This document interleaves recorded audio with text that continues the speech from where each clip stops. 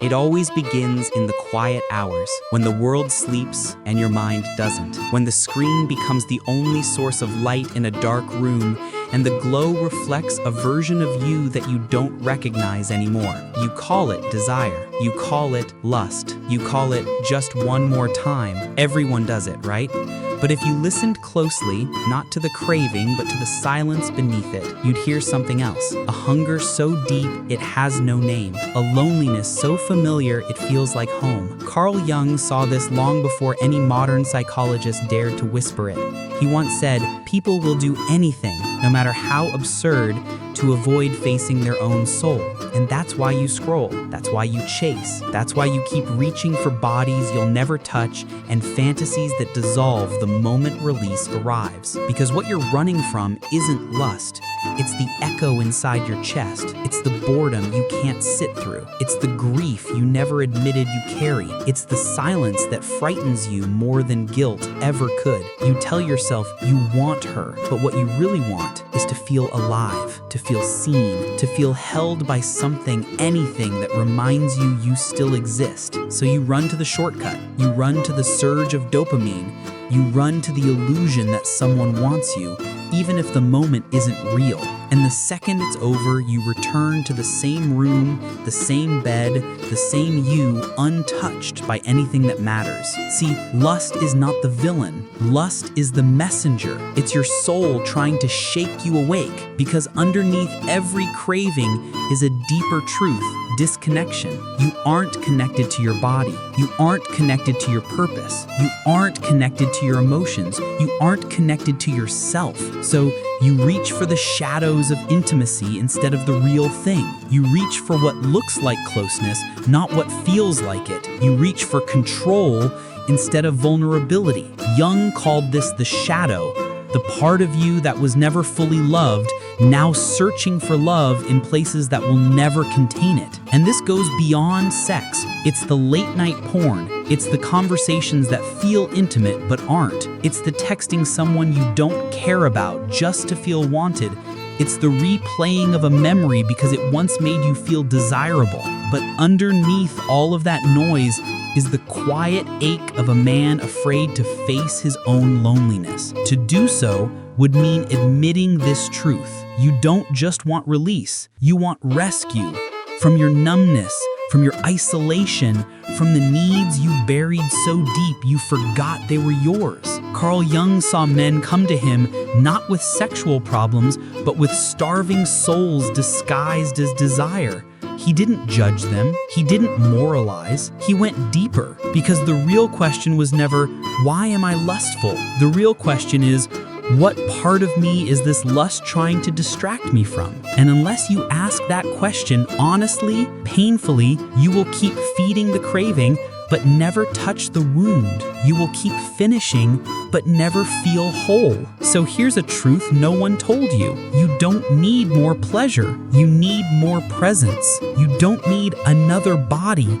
You need to come back into your own, because the part of you reaching outward is the part of you stopped meeting inward. And that, more than anything, is what Jung's Red Book was truly about. Not sex, not power, integration, the reunion of the abandoned pieces of the self. So before you open that app, before you send that message, before you obey that craving like a command, ask yourself, is this lust, or is this loneliness wearing lust's mask? And if you stopped running, if you finally turned toward the emptiness instead of away from it, what would you find waiting there? If you really understood what Jung meant, you'd stop thinking lust is a physical impulse. Jung saw it as a spiritual signal, a coded message from the unconscious, a warning that the soul has been unfed for too long. Because when you haven't faced your inner world, desire doesn't come from wholeness,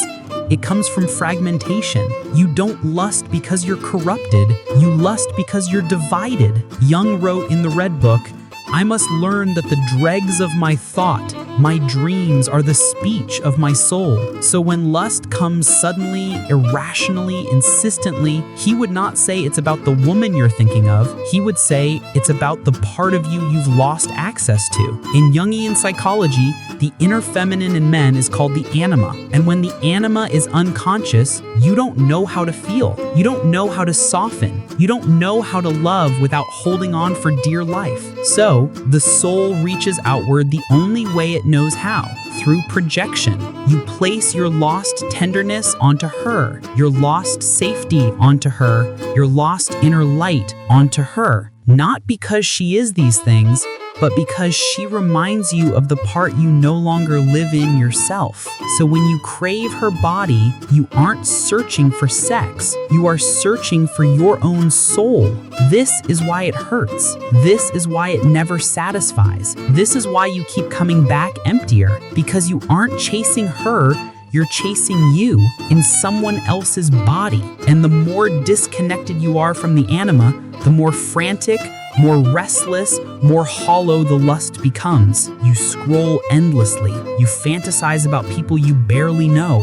You cling to images that made you feel something, once, anything, because feeling nothing terrifies you more. And every release takes you farther from yourself. Jung warned of this. The shadow seduces not with evil, but with illusion. You aren't seeing a person, you're seeing an unhealed wound, a suppressed softness, a forgotten warmth. And because you never integrated those inner pieces, you try to possess them outside. But lust, disconnected from love, always collapses. No woman can carry the weight of your unlived emotions.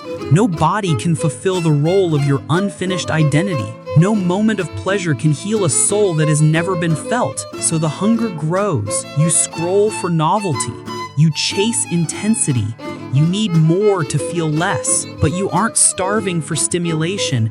You are starving for yourself. You think the answer lies in more content, more fantasies, more bodies, but all you're doing is running faster in a circle that leads nowhere except back into the void. Carl Jung said the only way to break the cycle is not to ask who turns me on, but to ask what part of me have I turned off? Because once you connect with your emotions, your intuition, your tenderness, your longing, lust transforms. It becomes art. It becomes power. It becomes creativity. It becomes sacred again. Jung called this integration, bringing home the pieces of the soul that were banished to the unconscious. Because lust is the fire of your soul trying to get your attention, not to shame you, not to frighten you, but to show you how far you've drifted from who you really are. You don't want a woman to touch your skin, you want a soul to witness your being. You don't want pleasure, you want to matter. You want to be seen. You want to be held by truth. And here is Jung's hardest truth. Until you face your soul, your desire will always be misdirected. You will keep choosing ghosts instead of partners. You will keep calling lust love.